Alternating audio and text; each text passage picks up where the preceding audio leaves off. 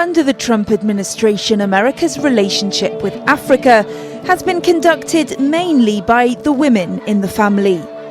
His daughter, Ivanka, has been to Côte d'Ivoire and Ethiopia. It's exciting to be able to come here to Africa. And his wife, Melania, visited Ghana, Kenya, Malawi and Egypt. But some analysts believe President Trump could have done much more to engage a continent which is home to 7 of the world's 10 fastest growing economies. I think that President Trump's policy has been neglectful, mean-spirited, and China-obsessed.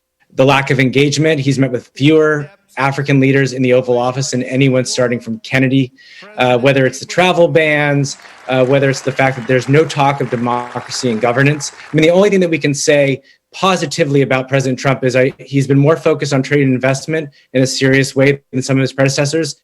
The administration says its initiative, Prosper Africa, has helped to close deals worth more than $22 billion between the two countries.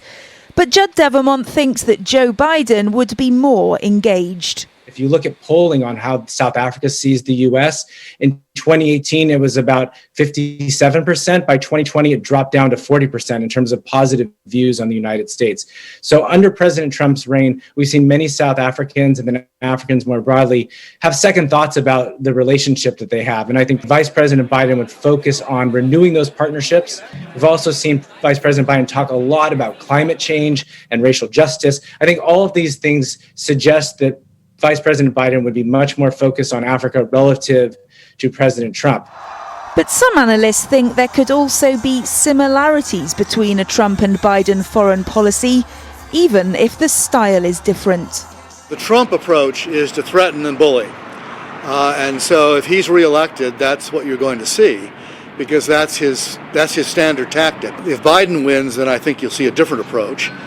More in keeping with the Obama administration, which will be, I think, less volatile, fewer threats. In some respects, I think the policies may not differ all that much, particularly with respect to China. Despite an initial courtship, President Trump started a trade war with China.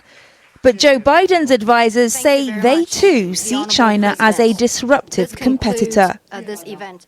Both candidates may be willing to take a tough stance on China. The difference will be in their methods. Donald Trump is expected to continue with his isolationist America First policy. But Joe Biden is expected to take a more multilateral approach, strengthening ties with US allies to present a united front against China. So even if there is a change in president, it's likely that tensions between the two countries will remain high.